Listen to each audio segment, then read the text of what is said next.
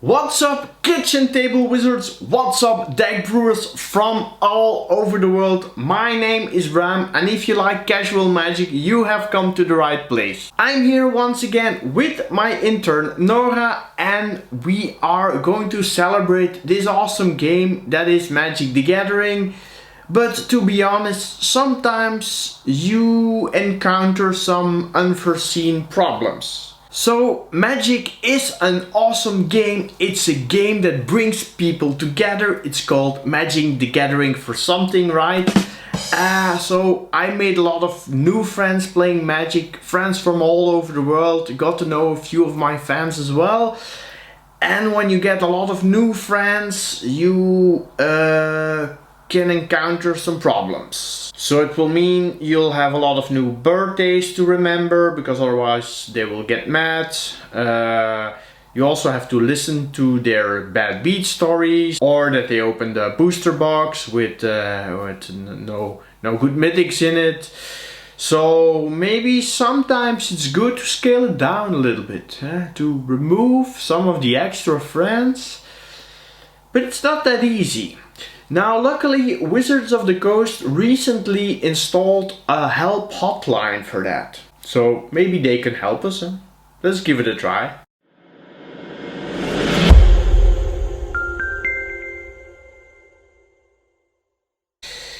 Okay, let's try the number.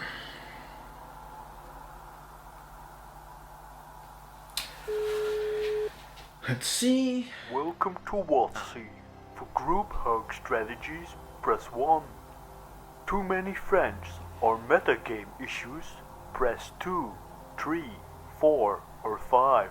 For nutrition tips for Grum Gully and Yargol, press 6.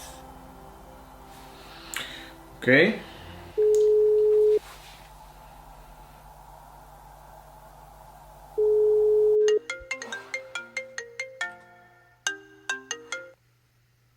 Hello, Magic Hotline. This is Hannah speaking. How may I help you? Hello.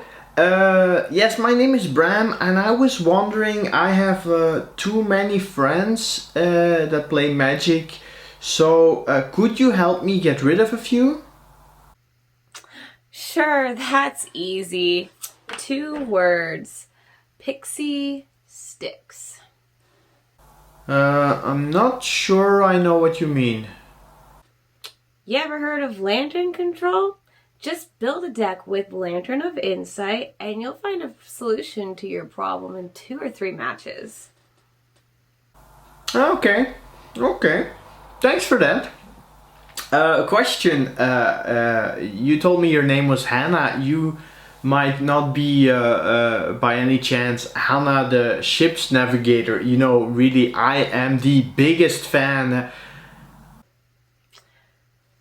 No, I'm just Hannah. Bye now. I really need to call Urza and get another job. So today's goal will be to build a powerful deck that annoys the crap out of our opponents, as our goal was to lose a few friends. Now, do you want to try out this deck? Well, you can already buy half of the deck for 10 euros on Card Market. They are giving away a voucher every deck video. So at the end of the video, I will announce the winner of a Card Market voucher. The only thing you need to do is subscribe to my channel and leave a comment below and tell me which is the worst deck you ever played against. And I will choose one of you guys, and at the next video you might be the winner of a voucher. Nora, are we ready to head into the deck? I was born ready. Alright, let's do this. Now, before we head into the deck, please be patient. I haven't explained to you the sheer terror we're going to inflict to our opponents, but first we need to talk about an important thing, because style is important. Let's talk about the lands, and especially the basic lands.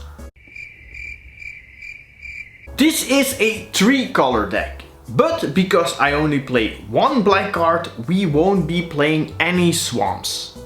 4 plains and 6 islands will be enough.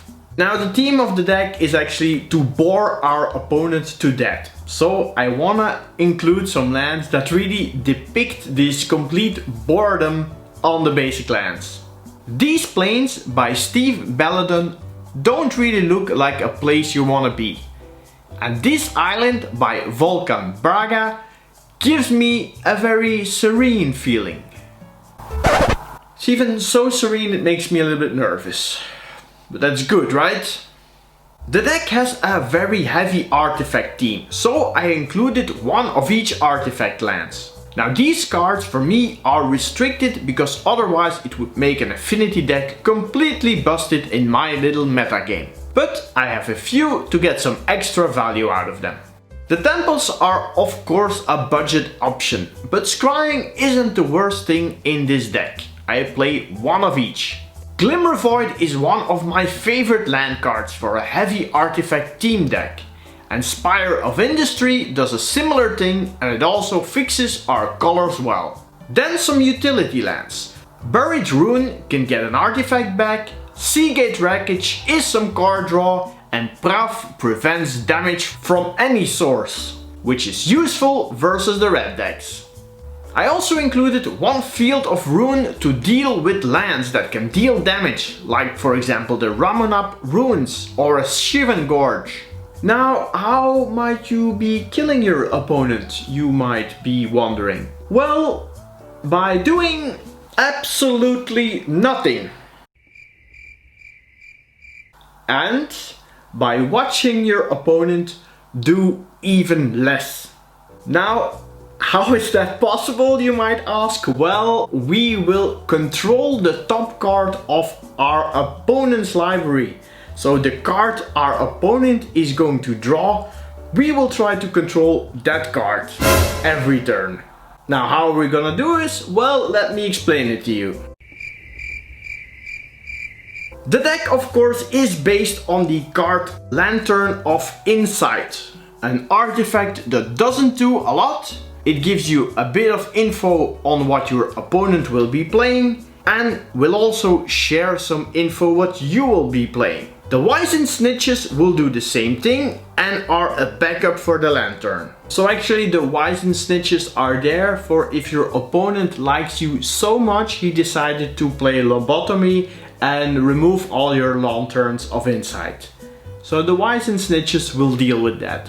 Okay, now we know what our opponent's going to draw. Now how can we do something about it? What about if we mill every card away? That would be evil, right?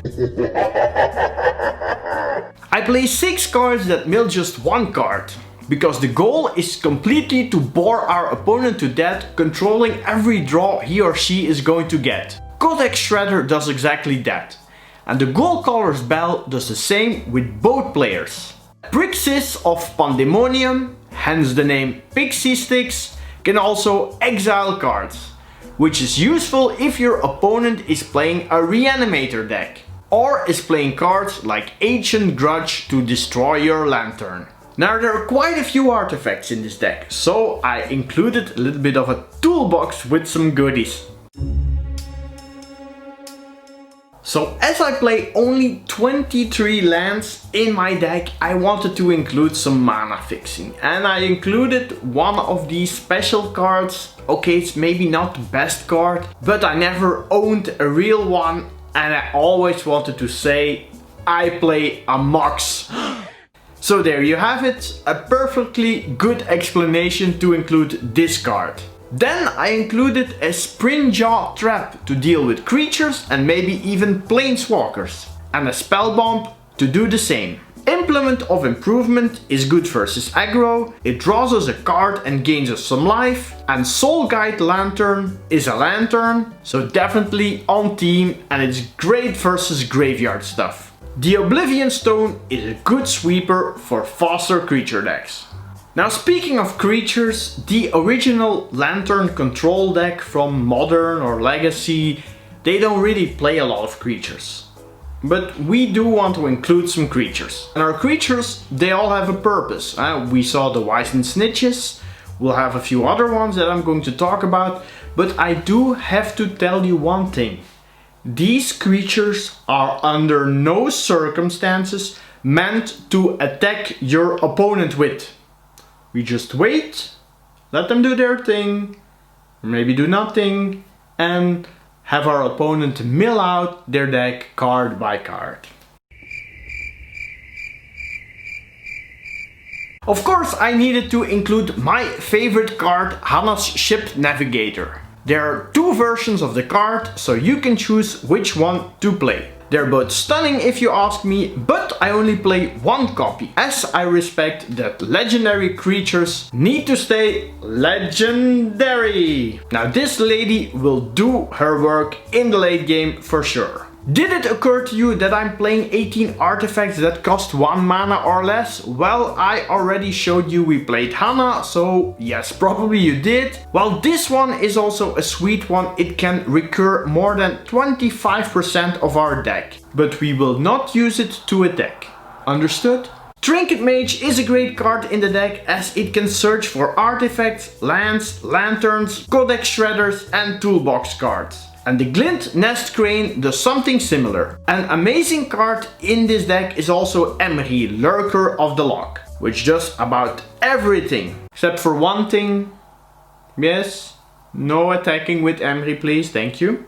Some more creatures that can take off the role of cheap artifact millers are Dakra, Mystic and Mind Shrieker. And there are not a lot of creatures that are more defensive than this guy. Or girl. Well, it's a wall of fog. So, it's probably neither. I also play this nice angel in my deck with great stats. A 4/4 flyer for 4 mana is awesome. But I'm not going to use it to attack, just to protect my artifacts. Now, of course, our opponent will not allow us to bore them to death. They will be probably hitting us with creatures, slapping us in the face. But for that, we also have some solutions. I play 8 more removal cards. Countering a card for 2 mana is great, especially if the color requirement isn't that difficult. And oh, you think it's a bad thing, the card goes on top of the owner's library? Think again, we just mill it away. Now imagine that our opponent manages to put a lot of creatures on the board. We'll get Terminus to take care of them. And with the library manipulation, you can even go look for it yourself. Fumigate is also a good sweeper that gains of some life, even if it kills our own creatures. Which is not that bad because we weren't attacking anyway. Azorius Charm is also great versus the aggro decks, and if we don't need it, we just cycle it away and draw a card. And of course, I also needed to include this newer version of Swords to Plowshares. 2 reasons. It's the best removal spell, and did you read this flavor text? He stood transfixed, able to do nothing, but ponder a life of peace and redemption. It was the worst 5 minutes of his life. Yes, this is exactly how we want to make our opponent feel. So now we have 58 cards, so there are 2 more left. Bird of Meletis gets us some additional white mana, it gets us a wall, it gains us a little bit of life, and with Hana you can do it over and over again. So you don't need to feel bad that we are not be attacking with Hana, we can use her a lot in this deck. Oh yeah, we also play a black card, because we decided to play 3 colors. So the color black is especially for this one. The card is called Scheming Symmetry, and when you play it, both players will put in any card on the top of their library. And we know what will happen with the top card of their library by now. We put a Terminus on top and we mill away their best card. Ah, such a relaxing feeling. This deck is insanely powerful. It can lock out our opponent completely, leaving them helpless, watching you do absolutely nothing. Playing this deck is quite complex, as you need to find out the strategy of your opponent. So when you're still on speaking terms, just ask him or her what she's playing or what she's trying to do. We already emphasized we want to lose friends and that attacking is completely out of the question. But defense wise, this deck is really strong. When you completely lock out your opponent, he or she can't just do anything anymore. So that's why I gave it a fun factor of 10 for you and 0 for your opponent. This might be one of the strongest and most casual budget decks I ever built. And although it's much more expensive in a modern or a legacy counterpart, I had a lot of fun with this janky build. The only way you can lose is against an aggro deck or maybe also against a burn deck. All the other matchups are just a walk in the park. Now there are some other cards that work great in the deck if you have a little bit more of a budget. You can put in, for example, Academy Runes that can bring back a lot of artifacts. And Skylight Cascade is also a cheap land and it's good to slow your opponent down. Against creature decks, you can also put in an Aether Spouts. Or if you have some extra cash laying around, of course there's Ensnaring Bridge. Now if you do want to attack, well, do it slowly. You can play a Phantom Feeder. It also mills very slowly. And the last card is called Lapse of Certainty. Now I know there's Memory Lapse, which is better, but now you also know that white has a counterspell for you EDH lovers out of there. So now we lost a lot of friends, maybe it's time to gain one more. Here is our card market voucher winner. Congratulations, check out the link below how to contact me to claim your voucher. So I hope you enjoyed my advice to lose friends and alienate people. Make sure to like the video or maybe just dislike the video. That would be better for this deck. And as always, keep it casual.